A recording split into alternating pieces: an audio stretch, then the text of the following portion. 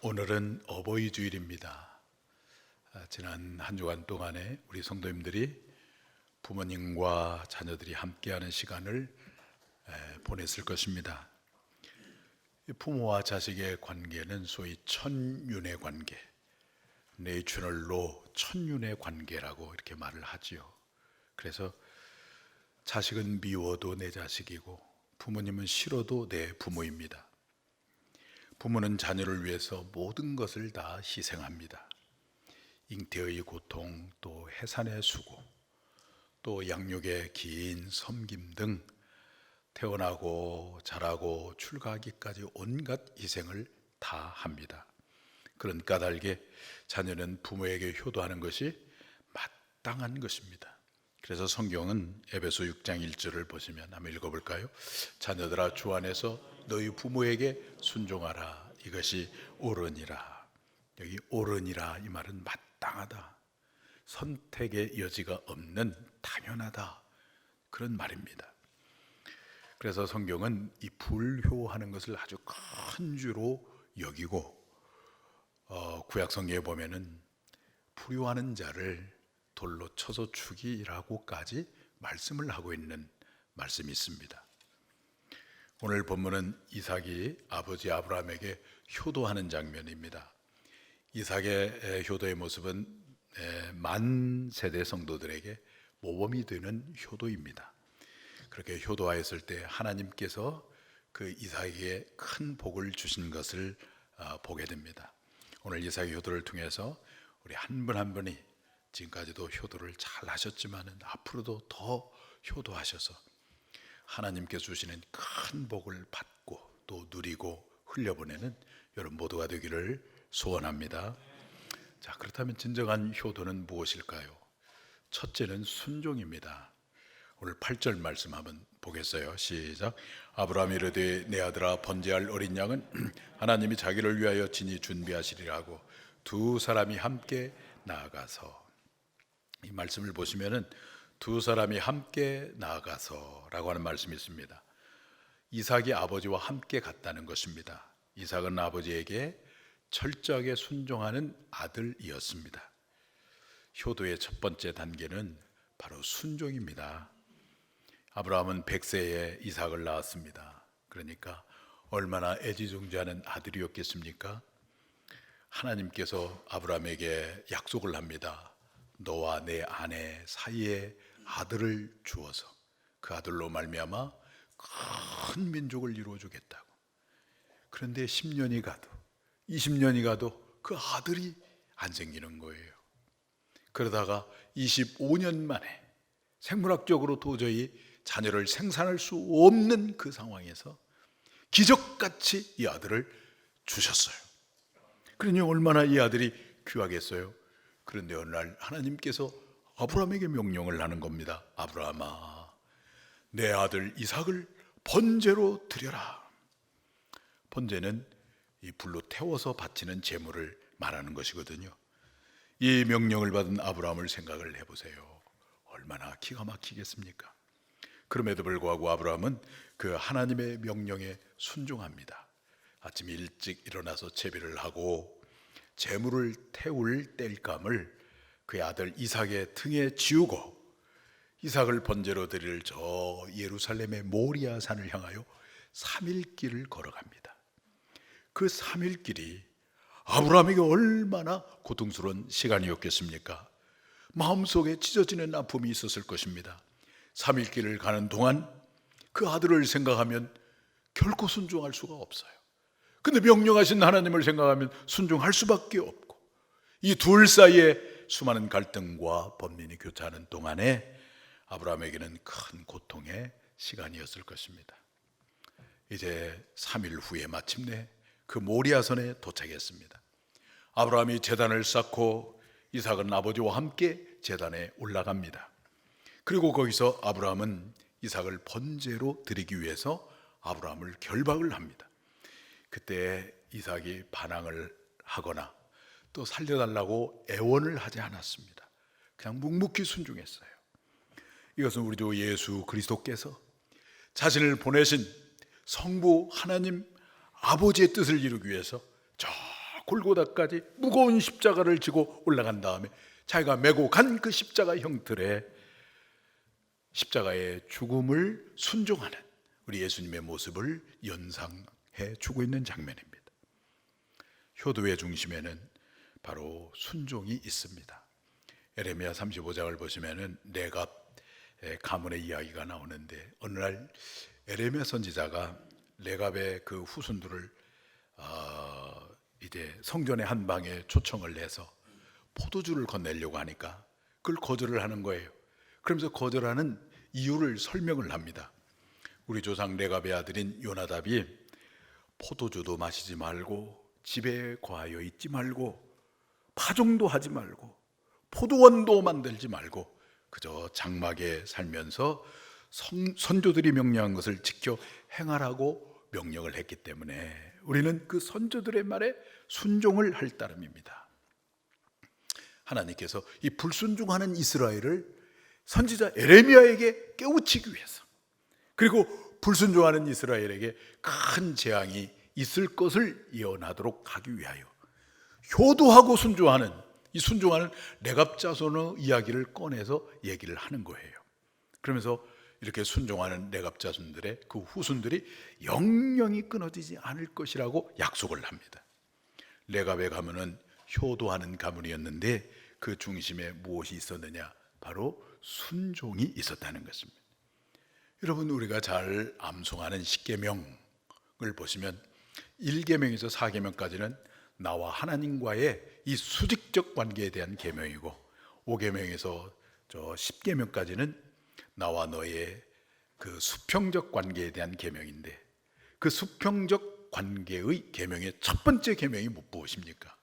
부모 공경에 대한 계명이에요. 부모 공경에 대한 계명. 한번 읽어볼까요? 출애굽기 20장 12절 시작. 내 부모를 공경하라. 그리하면 내 하나님 여호와께서 내게 준 땅에서 내 생명이 길리라. 첫 번째 계명이 약속 있는, 그래서 첫 계명이에요. 부모를 공경하라고 하는 계명이. 우리의 생명은 물론 하나님이 주셨어요. 그렇지만 누구를 통해서 주셨습니까? 부모를 통해서 주셨어요. 그래서 어떤 분이 말씀하시더라고요. 부모는 제2의 창조자라고. 제1의 창조자는 하나님인데 그 하나님이 부모를 통해서 우리를 주셨기 때문에 부모는 제2의 창조자다. 내 존재의 근원이 바로 우리 부모님에게 있는 것입니다. 부모 없이 어떻게 우리가 존재할 수가 있겠습니까? 그런 까닭에 부모에게 순종하는 것, 부모를 공경하는 것 옳으니라. 이건 마땅하다는 거예요. 선택의 여지가 없이 이건 당연한 거다라고 하는 것입니다. 어느 단체에서 대학생을 대상으로 설문조사를 했습니다. 여러분은 무엇이 효도라고 생각합니까? 그랬더니 1위가 공부 열심히 하는 것, 두 번째 학비 부담을 덜게 해주는 것, 그리고 세 번째는 부모님께 자주 대화하는 것, 그렇게 말했어요. 이 세 가지만 해도 얼마나 큰 효도예요. 그런데 진정한 효도는 뭐냐면은 우리가 잊지 말아야 될 것은 순종하는 거라는 거예요.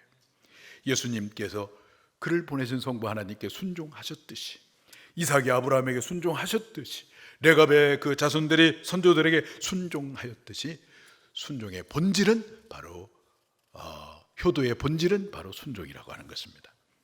어느 날 하나님께서 천사 셋을 불러서 세상에서 가장 아름다운 것을 가져오라라고 했답니다. 첫째 천사는 꽃을 가져왔어요. 꽃이 아름답잖아요. 둘째 천사는 아가의 웃음을 가져왔습니다. 그리고 세 번째 천사는 어머니의 사랑을 가져왔어요. 꽃은 오는 동안에 시들어버렸고 아가의 웃음은 욕망으로 바뀌어져 버렸는데 어머니의 사랑은 지금도 변함이 없다는 거예요. 그렇죠? 어머니의 사랑은 지금도 변함이 없어요. 그 유명한 그 어머니의 마음이라는 가사, 우리 초등학교 때 다 불렀잖아. 부르다가 울고.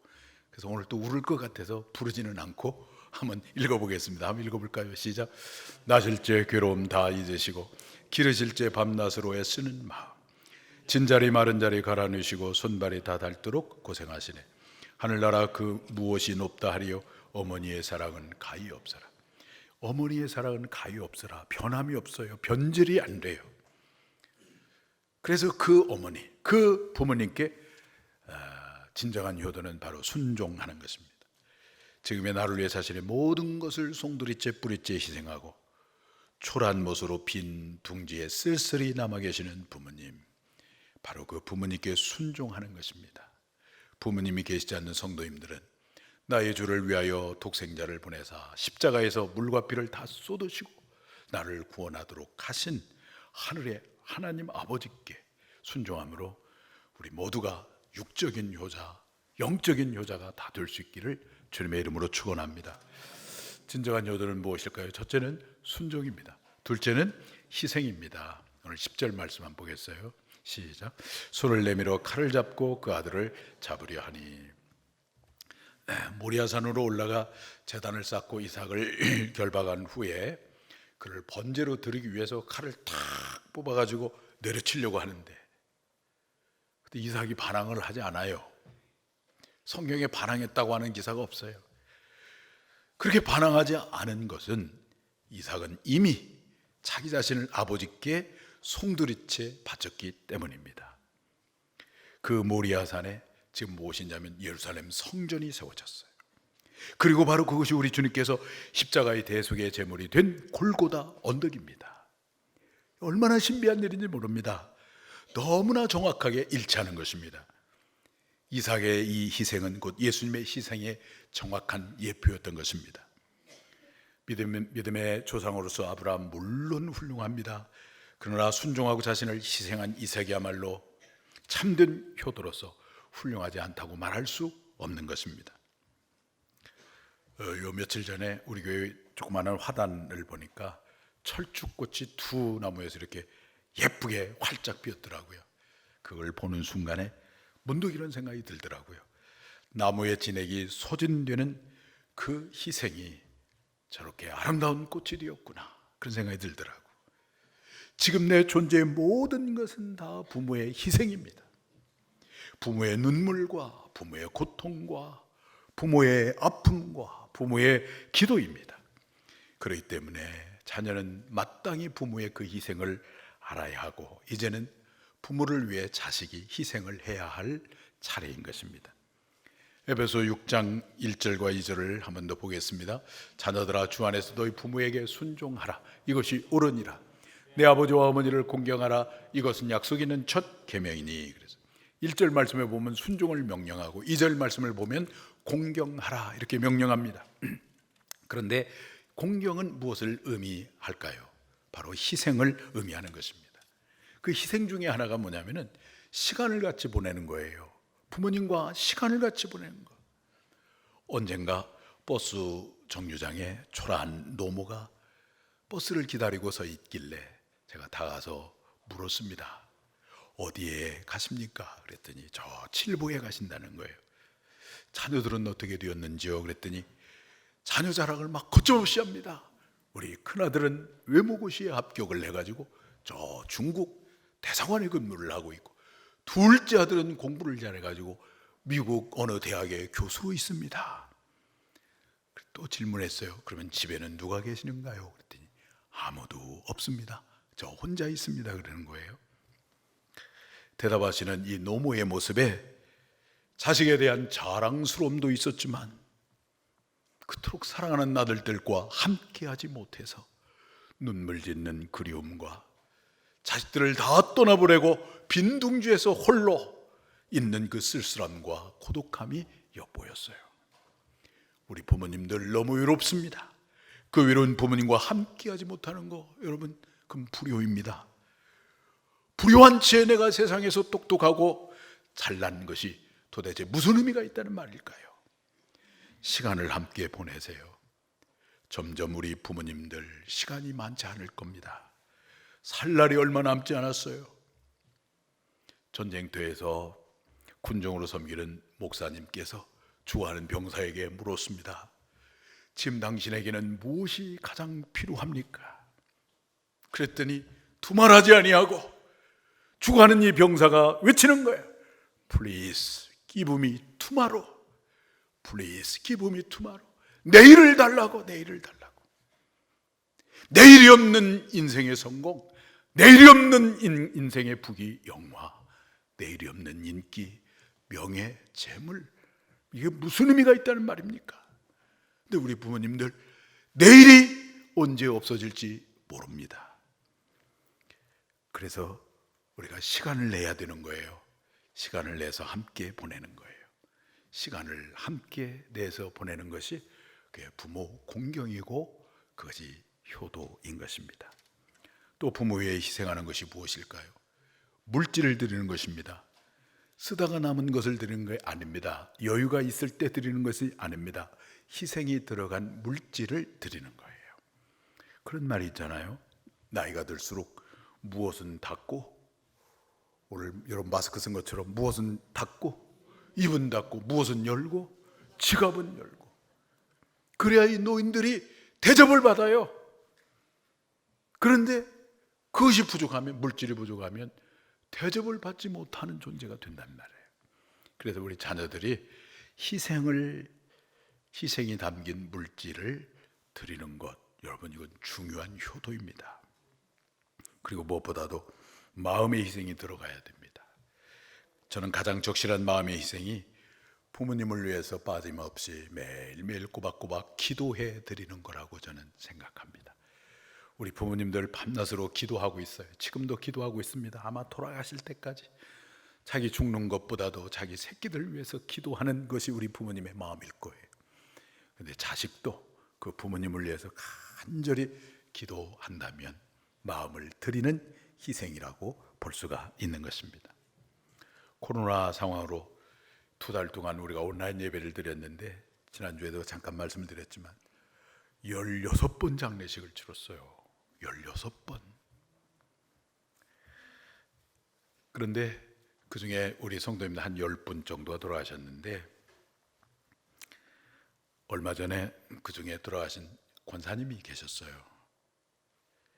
그 권사님의 따님이 우리 교회 신실한 집사님이신데, 그 집사님께로부터 연락이 왔습니다. 코로나 상황 때문에 병원에 들어가기가 쉽지는 않지만 그래도 목사님이 꼭 오셔서 임종 예배를 드려줬으면 좋겠습니다. 미안한 듯 하면서도 절박한 마음으로 부탁을 하는 거예요. 그래서 밤에 우리 김영철 목사님하고 같이 달려갔습니다. 의료진들에게 양해를 구하고 이제 권사님에게 다가가서 말씀을 전하고 간절히 기도를 해드렸어요. 그리고 나왔더니 그 집사님 하신 말씀이, 목사님, 제 마음이 이제서 제 마음이 평안해졌어요. 그렇게 고백을 하는 거예요.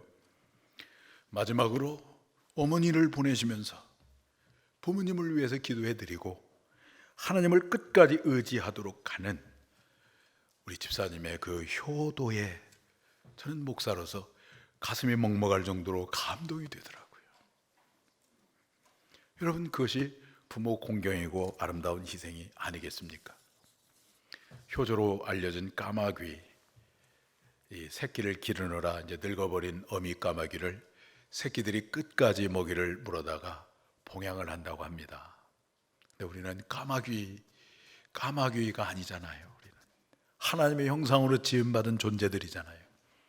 그런데 늙은 부모님, 바쁘다는 핑계로 무시하고 함부로 말하고 어떤 때는 방치하고 마음 아프게 했는지 모르겠습니다. 그러나 이제부터라도 시간의 희생과 물질의 희생과 마음의 희생을 드려보지 않겠습니까? 그것이 바로 진정한 효도인 것입니다. 진정한 효도가 무엇입니까? 첫째는 부모님께 순종하는 것이고, 두 번째는 부모님께 희생하는 것입니다. 이삭은 이렇게 순종을 통해서 효도했고, 자신을 아버지께 드림으로 희생을 통해서 효도를 다하였습니다. 그랬던 이삭을 하나님이 기억하시고 놀라운 복을 그에게 베풀어 주셨어요. 그래서 세 번째는 효도한 자에게 하나님께서 복을 주십니다. 창세기 25장 11절 말씀을 한번 보겠습니다. 아브라함이 죽은 후에 하나님이 그의 아들 이삭에게 복을 주셨고 이삭은 부엘라이로이 근처에 거주하였더라. 아브라함이 죽은 후에 하나님께서 이삭에게 복을 주셨습니다. 성경은 이 효도하는 자녀에게 무엇을 약속하고 있냐면 복을 약속하고 있습니다. 에베소서를 다시 한번 보겠어요. 에베소 6장 1절 3절 시작. 자녀들아 주 안에서 너희 부모에게 순종하라. 이것이 옳으니라. 내 아버지와 어머니를 공경하라. 이것은 약속 있는 첫 계명이니 이로써 네가 잘되고 땅에서 장수하리라. 이 에베소 6장 1절 2, 3절 말씀은 사도 바울이 직접적으로 하신 말씀이 아니라 구약의 출애굽기 20장 12절에 그 10계명 중에 6번째 계명을 따온 거예요. 신명기 5장 16절에 그 10계명을 따온 거예요.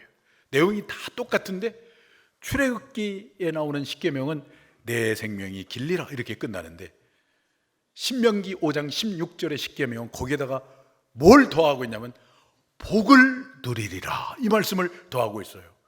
그래서 오늘 사도 바울이 말씀할 때 약속 있는 첫 계명이라고 이렇게 말씀할 때 그 약속이라고 하는 것이 뭐냐면 복을 주시겠다고 하는 거예요. 복을 주시겠다고 하는 약속이에요. 그런데 그 복이 무엇이냐? 첫째는 잘되고 잘되는 복이에요. 형통의 복입니다. 두 번째는 장수하리라. 건강의 복을 말씀하고 있는 것입니다. 효도했던 이삭은 이 약속대로 훗날에 큰 복을 받았어요. 저 창세기 26장 12절에서 13절 말씀을 한번 읽어보겠어요. 시작. 이삭이 그 땅에서 농사하여 그의 100배나 얻었고 여호와께서 복을 주심으로 그 사람이 창대하고 왕성하여 마침내 거부가 되어. 이삭이 농사를 지었는데 거부가 되어서 복을 받았다고 말씀하고 있어요. 근데 이삭은 이렇게 물질의 축복만 받은 게 아니에요.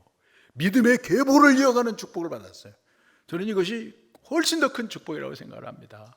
믿음의 계보를 이어가는 복을 받았어요. 하나님이 주시려고 하는 복을 이삭은 다 받았습니다. 그 모든 것이 무엇일까요? 바로 효도의 결과라고 하는 것입니다. 노아의 세 아들이 있었잖아요. 누구누구 있었죠? 셈과 함과 야벳이 있었어요. 그런데 이 세 아들 가운데 복받은 아들들이 누구였습니까? 셈하고 야벳이 복을 받았어요. 이제 노아 홍수가 이제 다 심판 노아 홍수 후에 노아가 포도주를 먹고 술에 취해서 그 벌거벗긴 채 이렇게 누워 있었어요. 그런데 이것을 목격한 함이 두 형제에게 아버지의 수치를 막 까발리고 막 얘기를 합니다. 이 소식을 들었던 야벳과 셈은 그 옷을 걸치고 뒷걸음질을 치면서 아버지의 수치를 덮어줬어요. 술이 깬 다음에 노아가 이 사실을 알고 함을 저주합니다. 창세기 9장 25절인데 한번 읽어볼까요? 가나안은 저주를 받아 그의 형제의 종들의 종이 되기를 원하노라. 함의 아들 가나안이 뭘 받았습니까? 저주를 받았습니다. 대신에 아버지의 수치를 덮어주었던, 아버지에게 효도했던 이 두 형제에게는 복을 주시는데 창세기 9장 26절에 27절을 한번 읽어보겠어요. 시작. 또 이르되 셈의 하나님 여호와를 찬송하리로다. 가나안은 셈의 종이 되고 하나님이 야벳을 창대하게 하사 셈의 장막에 거하게 하시고 가나안은 그의 종이 되게 하시기를 원하노라 하였더라. 효도한 야벳에게는 창대하게 되는 복을 주시고 셈에게는 하나님을 찬송하는 복을 받도록 했습니다. 그 야벳의 후손들이 지금 백인들입니다. 그들이 복을 받아서 물질 문명을 이루고 창대하게 되었습니다. 그러나 셈이 받은 복은 이 물질의 복과는 차원이 다른 훨씬 높은 복을 받았어요. 영적인 복을 받았는데 하나님을 찬송하는 복을 받았어요. 바로 예수님께서 그 셈족의 후예로 이 땅에 오시지 않았습니까? 얼마나 큰 복입니까? 셈족이. 그런데 그 셈의 후예들이 바로 아시아 민족들이고 그 아시아 민족 가운데 바로 이 대한민국이 있는 거예요. 할렐루야. 여러분 아십니까? 지금 온 세계가 어디를 주목하는지 아십니까? 우리나라만 몰라요. 전 세계는 알고 있는데 전 세계는 대한민국을 주목하고 있습니다. 대한민국 사람만 잘 몰라. 왜? 신문에 안 나오니까. 근데 유명한 외국 신문에 다 나오고 있어요. 방송에도 나오고. 세계가 지금 한국을 주목하고 있습니다. 우리 한국 사람들이 노래를 부르면 그게 세계적인 노래가 돼버려요. 그게 팝송이든 트로트든 상관없어요. 세계 무대에 가서 노래를 부르면 그게 세계적인 무대가 되고 있어요. 한국 사람들이 한복을 입고 춤을 추면 그게 세계적인 춤이 되고 한국 사람이 방역을 하면 그게 세계적인 K방역이 됩니다. 한국이 정치, 경제, 문화, 교육 등 다방면에서 지금 전 세계의 표준이 되고 교과서가 되고 있습니다. 역사를 주관하시는 하나님께서 우리 대한민국을 세계 속의 대한민국으로, 저 인도의 시인 타고르가 말한 것처럼 성민 코리아로, 제사장 국가로 이렇게 대한민국을 높여주고 있는 것입니다. 그 이유는 우리가 샘족의 후예로서 하나님을 찬양하는 민족이요, 하나님을 예배하는 민족이요, 예로부터 지금까지 부모님께 효도하는 민족이기 때문에 그렇습니다. 포스트 모더니즘을 살아가고 있는 이 현대에 수직적 질서와 관계를 무시하고 자기중심적인 삶을 살고 있는 이 상대주의 문화 속에서 우리가 살아가고 있지만, 그럼에도 불구하고 우리는 부모님을 효도하는 것, 이 전통, 이 아름다운 전통을 결코 잃어버려서는 안 되겠습니다. 하나님을 경외하고 효도하는 이 아름다운 전통, 우리 꼭 간직하고 계승해서 하나님이 주시는 복을 받고 누리고 그 복을 흘려보내는 우리 모두가 되어야 하겠습니다. 유명한 송강정철의 훈민가 중에 유명한 효에 대한 노래, 우리가 초등학교 때인가 중학교 때 많이 아마 봤을 거예요. 한번 읽어보겠어요. 시작. 아버님 날 낳으시고 어머님 날 기르시니 두 번 아니시면 이 몸이 살았을까. 하늘 같은 덕을 어디 대어 감사할까. 어버이 살아실 제 섬기기를 다하여라. 지나간 후에 달부다 어찌하리. 평생에 고쳐 못할 일 이뿐인가 하노라. 오늘 어버이 주를 맞이해서 하나님, 우리 모두가 지금까지도 효도하며 살았지만 더 효도하는 우리 성도님들이 되기를 원하십니다. 그런데 효의 첫 번째는 무엇이라고요? 순종입니다. 무조건 순종하겠습니다 하며 순종하는 것입니다. 그리고 자신을 드리는 것, 희생입니다. 물질을 드리고 마음을 드리고 시간을 드리는 것입니다. 그럴 때 하나님은 효도하는 여러분들에게 큰 복을 주실 것입니다. 하나님을 경외하는 사람으로, 만민 가운데 뛰어난 하나님의 사람으로 복을 주실 것입니다. 효도함으로 이와 같은 복을 누리는 여러분 모두가 되기를 주님의 이름으로 축원합니다.